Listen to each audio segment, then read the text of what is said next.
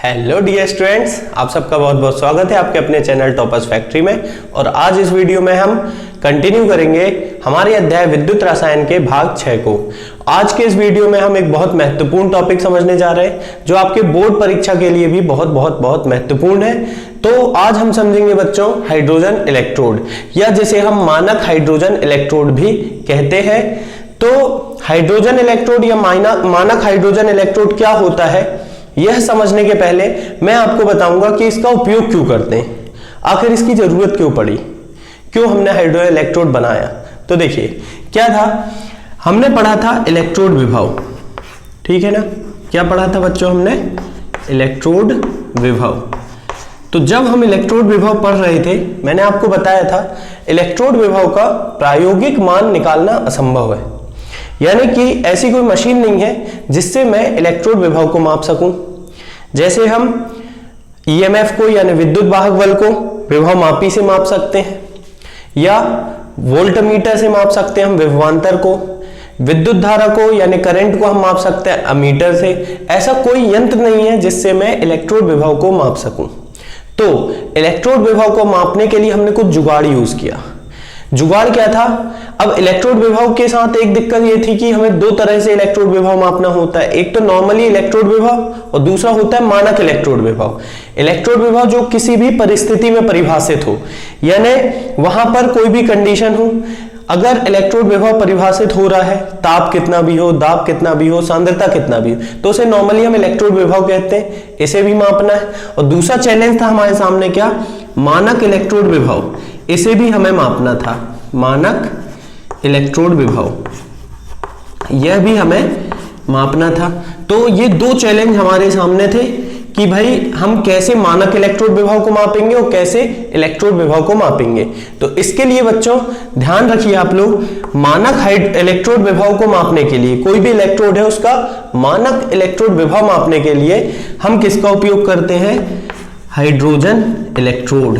किसका उपयोग करते हैं बच्चों हम? हाइड्रोजन इलेक्ट्रोड का। यानी अगर मुझे किसी भी इलेक्ट्रोड का मानक इलेक्ट्रोड विभव मापना है, मानक परिस्थिति में उसका इलेक्ट्रोड विभव मापना है, तो मैं किसके द्वारा कर सकता हूं वो काम? हाइड्रोजन इलेक्ट्रोड के द्वारा। जबकि अगर मुझे नॉर्मली इलेक्ट्रोड विभव नापना है, यानी कि मानक नहीं है, मानक परिस्थिति नहीं है, केवल मुझे इलेक्ट्रोड विभव मापना है, तो इसके लिए बच्चों हम उपयोग करते हैं किसका? नरनस्ट समीकरण का। किसका उपयोग करेंगे बच्चों? नरनस्ट समीकरण का। तो ये दो बातें आपको ध्यान में रखना है। पहली बात, इलेक्ट्रोड विभव किससे मापेंगे हम? नरनस्ट समीकरण से। और मानक इलेक्ट्रोड विभव किससे मापेंगे हम? हाइड्रोजन इलेक्ट्रोड से। ठीक है ना, इतनी बात आप ध्यान रखिए। तो चलिए, अब पहली बात तो आपको पता चल चुकी है कि हाइड्रोजन इलेक्ट्रोड का उपयोग हम क्यों करते हैं? किसी दूसरे इलेक्ट्रोड का मानक इलेक्ट्रोड विभव ज्ञात करने में। अब इसके बारे में कुछ और इंपॉर्टेंट पॉइंट बताता हूं। पहले हम बोर्ड को थोड़ा साफ करते हैं। अगला पॉइंट यह है, पहले चलिए एक एक करके हम सारे पॉइंट डिस्कस करते हैं। पहला पॉइंट तो हम ये डिस्कस करेंगे हाइड्रोजन इलेक्ट्रोड का उपयोग हुआ क्यों। तो इसका उपयोग क्यों होता है बच्चों? किसी दूसरे इलेक्ट्रोड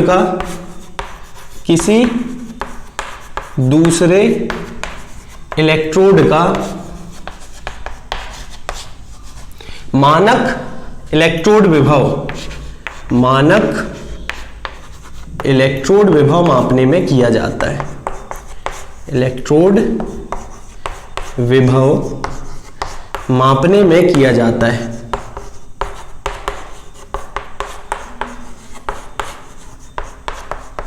ठीक है ना, ये चीजें आप मेरे साथ साथ नोट करते चलिए ताकि आपके नोट्स भी बन जाए। इसका उपयोग किसी दूसरे इलेक्ट्रोड के मानक इलेक्ट्रोड विभव को ज्ञात करने में होता है। बात नंबर दो क्या है कि हाइड्रोजन इलेक्ट्रोड का खुद का मानक इलेक्ट्रोड विभव शून्य होता है। यह भी ध्यान रखना है। क्या? हाइड्रोजन इलेक्ट्रोड का मानक इलेक्ट्रोड विभव, क्या बच्चों? मानक इलेक्ट्रोड विभव कितना होता है? शून्य होता है।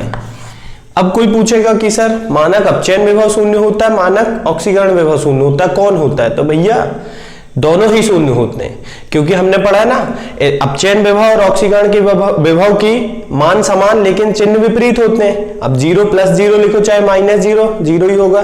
तो हाइड्रोजन इलेक्ट्रोड का मानक इलेक्ट्रोड विभव क्या होगा बच्चों? 0। बात नंबर 3, हाइड्रोजन इलेक्ट्रोड एक एनोड की तरह भी काम कर सकता है और कैथोड की तरह भी, यानी कि इसका उपयोग कैथोड एवं एनोड दोनों के रूप में किया जा सकता है, दोनों के रूप में किया जा सकता है।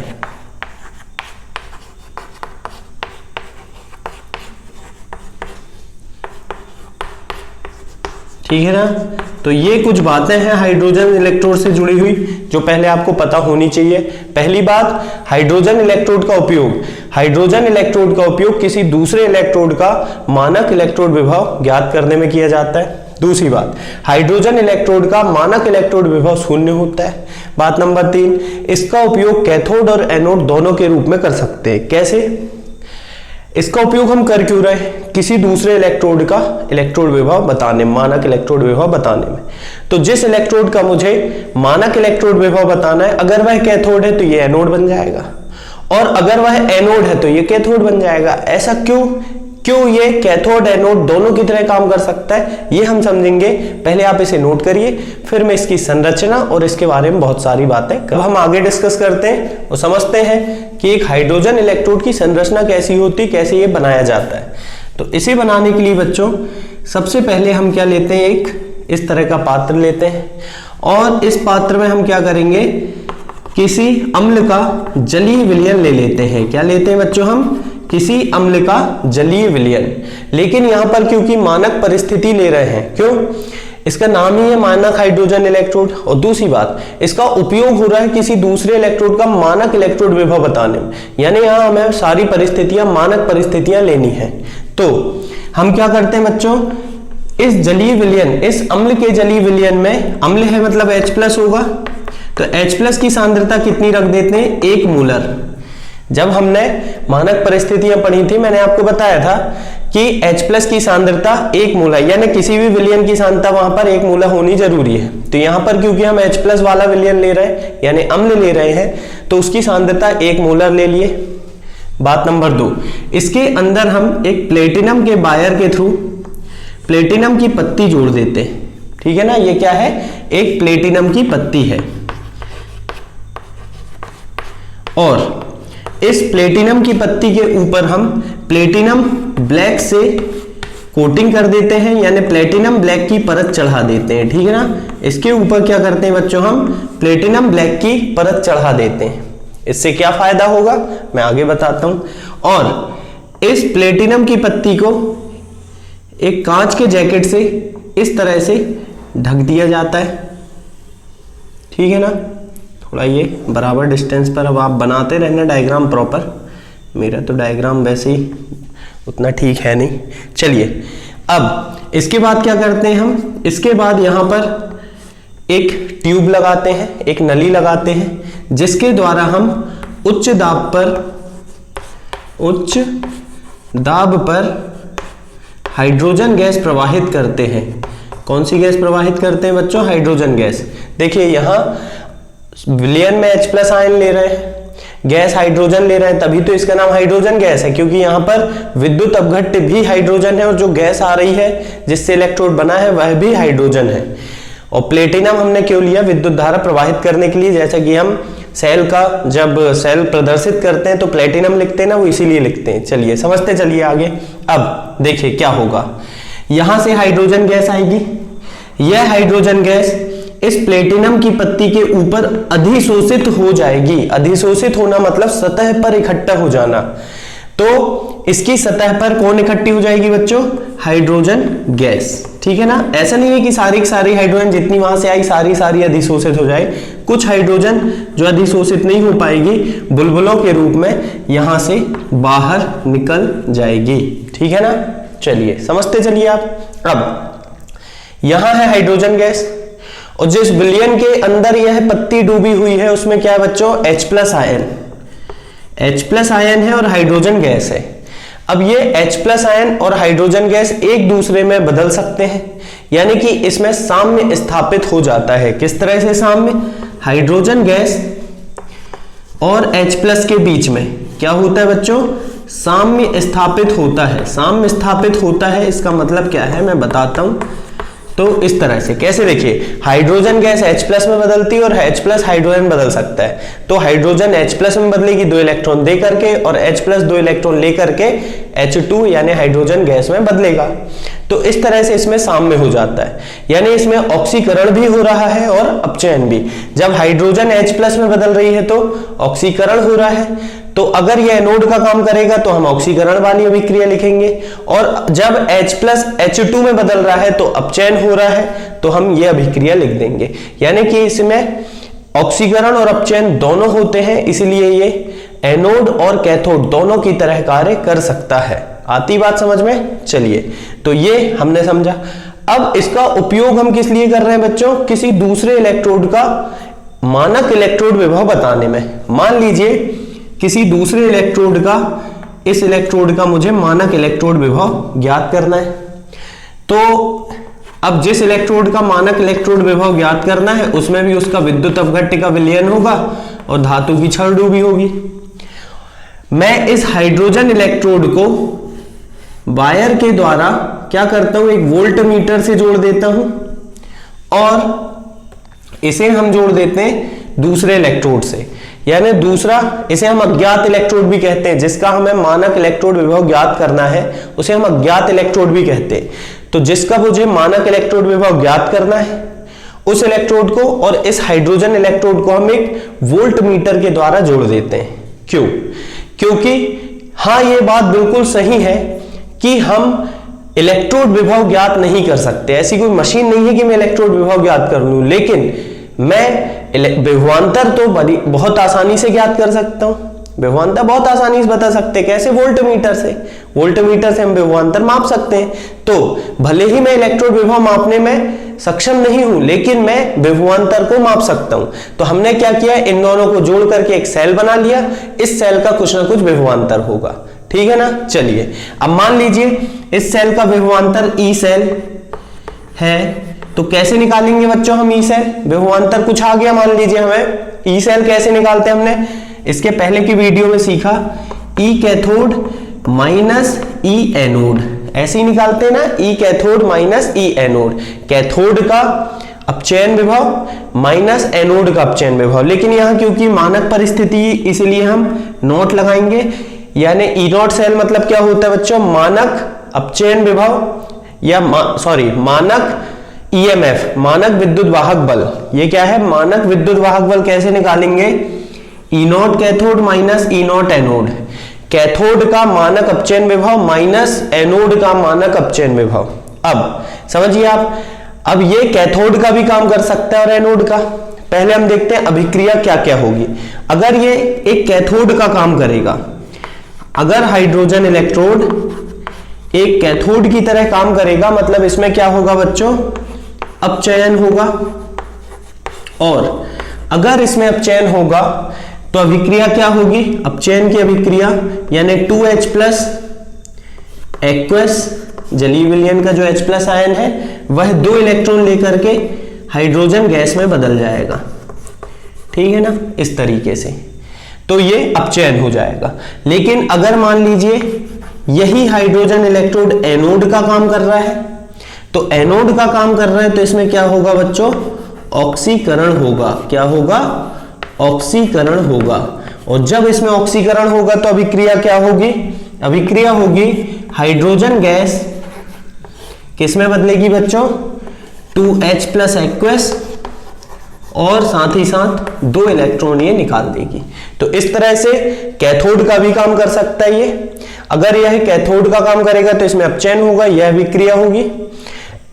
एनोड का काम करेगा तो ऑक्सीकरण होगा और यह विक्रिया होगी, ठीक है ना। चलिए आगे देखते हैं हम ई नॉट सेल, यानी यहां पर जो विभवांतर आया, मानक ईएमएफ या मानक विद्युत वाहक बल वही होगा जो यहाँ का विभवांतर होगा। तो ये विभवांतर हम कैसे इस वोल्टमीटर से निकाल लेंगे। मान लीजिए विभवांतर मुझे पता चल गया है क्या, x है। तो देखिए यहां पर समझते हैं हमने बोला ई नॉट सेल बराबर क्या होता है बच्चों, E not cathode minus E not anode, ठीक है ना। अब ये हो गया, मान लीजिए x आ गया, ई नॉट सेल कितना आ गया, x वोल्ट आ गया। चलिए अब ई नॉट कैथोड, अब हाइड्रोजन इलेक्ट्रोड हो सकता है कैथोड का काम कर रहा होगा या हो सकता है एनोड का। मैं मान लेता हूं ये एनोड का काम कर रहा है, तो इसका ई नॉट कितना होगा बच्चों, 0। पहले ही बता दिया मैंने, हाइड्रोजन का मानक अपचयन विभव 0 होता है। तो अगर ये एनोड का काम कर रहा है तो ये कितना हो जाएगा, 0। उस कंडीशन में ई नॉट कैथोड माइनस 0 यानी ई नॉट कैथोड कितना हो जाएगा बच्चों, x, ठीक है। अगर मान लो ये एनोड के बजाय कैथोड का काम करता तो क्या होता, यहां पर मैं बताता हूं आपको। तो ये क्या करता, अगेन ई नॉट सेल बराबर हम क्या लिखते, E not cathode minus E not anode लिखते। फिर ई नॉट सेल मान लो x आता और फिर ये कैथोड का काम करता है तो इसका विभव यहां फिर से 0 होता है, माइनस ई नॉट एनोड, यानी बच्चों यहां से ई नॉट एनोड कितना हो जाता, माइनस x होता ना। तो अब इससे क्या शिक्षा मिलती, देखिए इसका खुद का विभव है 0, विभवांतर जो भी आएगा वो केवल और केवल इसके कारण आएगा। तो ये विभवांतर जो भी आएगा वो कैथोड के कारण यानी कि दूसरे अज्ञात इलेक्ट्रोड के कारण आएगा। तो इन दोनों के बीच में जो भी विभवांतर आएगा बच्चों, वही इस इलेक्ट्रोड का, अज्ञात इलेक्ट्रोड का इलेक्ट्रोड विभव होगा। ध्यान से समझिए, इन दोनों के बीच में कुछ ना कुछ विभवांतर आया, इसका विभव है 0, तो अंतर किसके कारण आया, इसी के कारण आया। तो जो भी विभवांतर आया वही इस इलेक्ट्रोड का मानक इलेक्ट्रोड विभव होगा, ठीक है ना। तो चलिए पहले मैं बोर्ड को थोड़ा सा साफ करता हूं और इस बात को यहां पर एक्सप्लेन कर देता हूं, क्या कि यहां पर जो भी विभवांतर आता है, ठीक है ना, दोनों इलेक्ट्रोड के बीच का विभवांतर, इलेक्ट्रोड के बीच का विभवांतर, बीच का विभवांतर ही क्या कहलाता है, अज्ञात इलेक्ट्रोड का, इलेक्ट्रोड का क्या कहलाता है, मानक इलेक्ट्रोड विभव होता है, मानक इलेक्ट्रोड विभव होता है, ठीक है ना। तो ये बात आप समझ गए होंगे कि कैसे एक हाइड्रोजन इलेक्ट्रोड की मदद से मैं किसी दूसरे अज्ञात इलेक्ट्रोड का इलेक्ट्रोड विभव, मानक इलेक्ट्रोड विभव बता सकता हूं। फिर से एक बार समझ लीजिए, देखिए इसका खुद का विभव है 0, इसका कुछ ना कुछ विभव है। तो बताइए जब इसका विभव है 0 तो जो भी विभवांतर आएगा वो किसके कारण, इसके कारण आएगा। तो जो भी विभवांतर आएगा यहां से वही इस इलेक्ट्रोड का मानक इलेक्ट्रोड विभव होगा। आ रही बात समझ में। तो इस तरह से बच्चों इस वीडियो में हमने सीखा हाइड्रोजन इलेक्ट्रोड क्या होता है और कैसे हम इससे किसी दूसरे अज्ञात इलेक्ट्रोड का मानक इलेक्ट्रोड विभव ज्ञात कर सकते हैं। ये सारी चीजें मैंने आपको समझाई, ठीक है ना। तो चलिए आज का वीडियो हम यहीं एंड करते हैं, फिर हम अगले वीडियो में आगे की कुछ और बातों को समझेंगे। आई होप आपको हाइड्रोजन इलेक्ट्रोड समझ में आया होगा। अगर कोई डाउट हो तो आप लोग कमेंट बॉक्स में कमेंट करके पूछिए। फिर मिलेंगे हम नेक्स्ट लेक्चर में, तब तक के लिए goodbye and take care.